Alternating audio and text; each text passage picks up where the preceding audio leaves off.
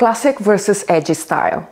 How to master your favorite style and take it to another level.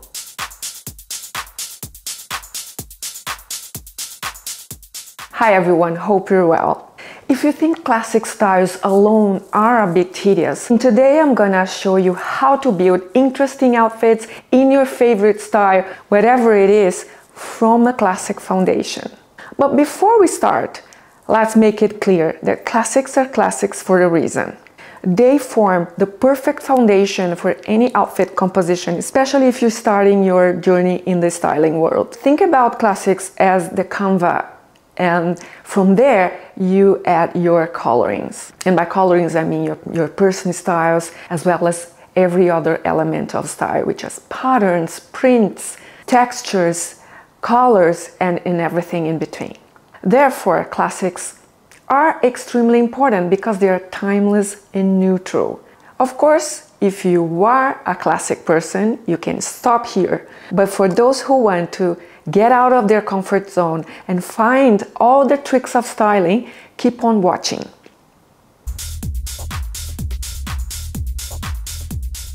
We have to start with a classic foundation. The number of pieces you choose, as well as the types of pieces you choose for your capsule wardrobe, is entirely up to you. I'm picking one piece from each category. Simple plain t-shirts and shirts, and a turtleneck just for layering, an A-line skirt, straight leg pants, a pair of pumps, simple plain belt. My method includes balance overall, style ratio, the elements, cut, styles, prints, patterns, textures, and the finishing touches. And balance includes proportions and volume. You probably heard a lot about how to dress for your body type, so I'm not gonna go into details so much here. I made videos, you can check those out. But without getting your perfect cuts, nothing else will work. So I cannot skip this step. Balancing the volume is all about balancing your body shape, the outer line of your body. So for example, if you have narrow shoulders and wider hips, what you want to do is add volume where there's lack of, around your shoulders. You want to align your shoulders with your hips and create the illusion of a defined waist if you don't have one. So with that, we want to emulate the perfect hourglass body type.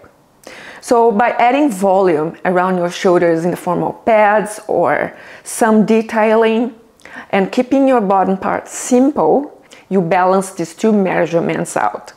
If on the other hand, you have wide shoulders and flat hips, you want to do the very opposite. You want to keep your shoulders simple. By simple, I mean solid, ideally dark colors, no detailing whatsoever around your shoulders, just keep them simple or bare, and place the volume around your hip area in the form of a full skirt or pleats or something that will create a little bit of volume around your hip area. For those who don't have a defined waist, you want to keep the area simple, so neither too tight nor too loose, dark solid colors that just follows your curves. The other aspect is balancing out the proportion between the upper and the lower body part. Roughly should be 1/3 upper body type to 2/3 bottom body parts. There are a little bit of differences there. It depends on your height. But roughly that's something that won't make you appear too short torso or too long legs or the opposite. And that has absolutely to do with your waistline. So get your natural waistline and figure out if it's roughly 1/3 upper body and 2/3 lower body. Play with that if you're lacking a proportion. So if you're long torso, play with high rises and tuck-in tops and things like that. If you are short torso, on the other hand, do the opposite. Play with lower rise, untuck your tops, and at the end of the day, you have to play around with your waistline until you get that balance right. Take a step back and see if overall any outfit you're wearing is overall balanced in terms of not emphasizing your body shape too much or your body proportions too much. So that's your first step taken out of the way. Once you get that right, start thinking about what your style is. And there are so many styles. The most common are, of course, classics, modern, sophisticated, bohemian, romantic, edgy. Now you go ahead and double the classic pieces with your style or styles. People can have more than one style, especially the eclectic ones. But normally these are not too clashy. For example, if you are romantic, you could be bohemian as well. They have a lot to do with each other. You're not romantic and androgynous at the same time. For example, a very extreme example. So if you're getting a plain LBD and you are romantic, get a romantic dress. If you're picking classic trousers, get a pair of Bermudas. So now I'm going to start composing an outfit. So you follow me until you feel comfortable. Obviously, when you're starting composing an outfit, you can stop with the classics. Again, that's totally fine. If you want to carry on, keep adding one piece in your style at a time and stop wherever it feels right or comfortable doing so. That's why it's so important to have a foundation in classic pieces, because they anchor these odd shaped pieces, clashing of styles. So when I said earlier that balance is key in styling composition, that includes the styles that you're adding. So if you're wearing two odd shaped pieces, two trendy pieces, it gets really difficult to create an interesting ending result. So definitely have that in mind as well. The second look is way more balanced and harmonious because the styles don't clash as much. That's exactly where most people get more confused with the styling, when they have too many clashing styles to choose from without any foundation to them.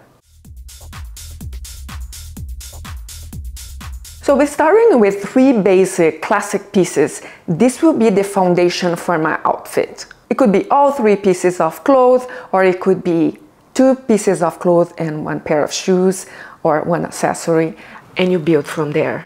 I find it a foolproof way of styling until you get comfortable doing it. Swapping a blazer to a more stylish one and adding a cool belt already make a huge difference. Then keep on playing with other pieces, still classic enough but with a twist.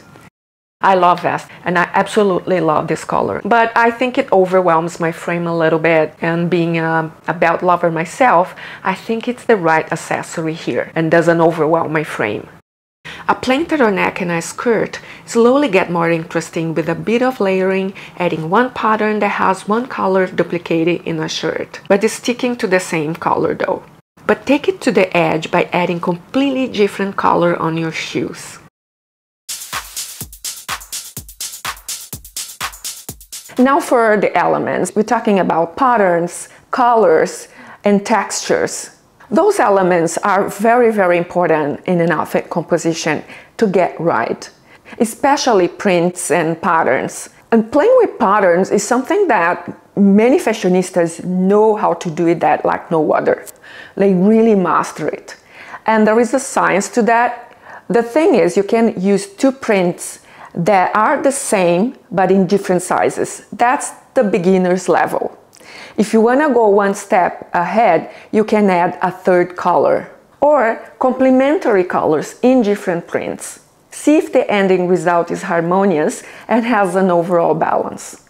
If you want to take it to the next very level, then you add a 3rd print that is completely unexpected, and that's an edgy move. Layering adds so much interest to the look, and it's so easy to do if you follow some guidelines.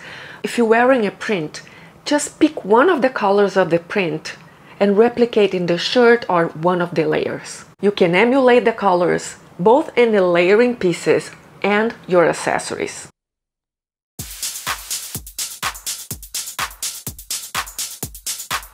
Some people can get away with a bigger number of colors than others. A bright skirt with a big detail can be tricky to style. The trick is to keep the outfit simple. A plain white t-shirt and white pumps is the easiest way to style it. The next move is to add a print top and play with volume. Notice that I'm not overemphasizing any part. The puffy sleeves are offset by the skirt detail. In terms of colors, I'm emulating the colors of the print on the shoes. The result is feminine, yet balanced and mature. The same happens with the bright cobalt pants. start off by pairing with neutrals. Any neutral colors that you prefer. I'm using white here. Then perhaps add a print top, but in the same family color.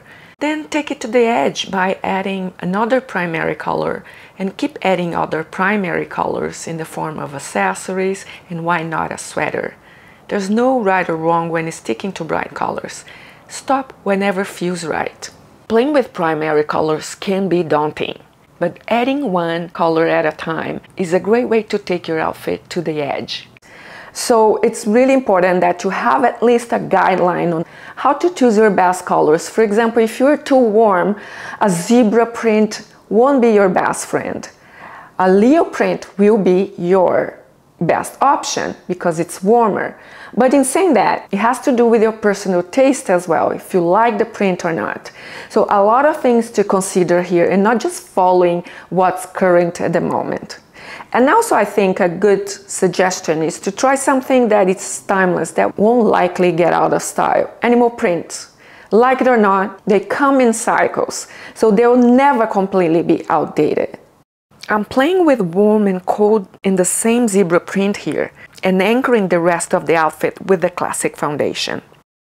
Polka dots, stripes, paisleys, and things like that are other good examples of timeless prints.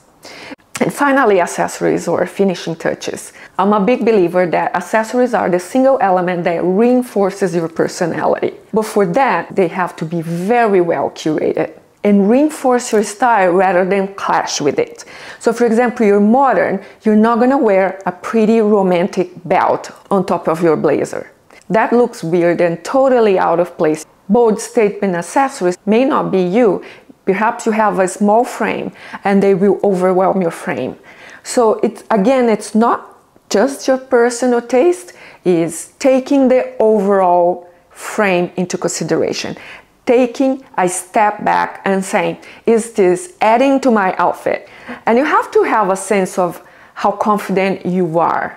You know inside of you if something's not quite right. Another aspect in creating a harmonious outfit is considering the female-male ratio. For example, we have seen oversized everything. It's very trendy at the moment, but it's been around for quite some time. If you do like the style, I like to pair the oversized masculine blazer, for example, with more feminine pieces. These are two opposite styles that work pretty well together and they don't clash because you are balancing out the too masculine with the too girly. Nobody wants to look too masculine or too girly at the same time. So this is a great way to create a balance into an outfit. So that's it, everybody. My easy steps into mastering and elevating your favorite style. I really hope you enjoyed this video and found it useful. Don't forget to let me know in the comment section below which is your favorite style. Thanks so much for watching. Have a great day, a great week, and I hope to see you in my next video. Bye, everyone.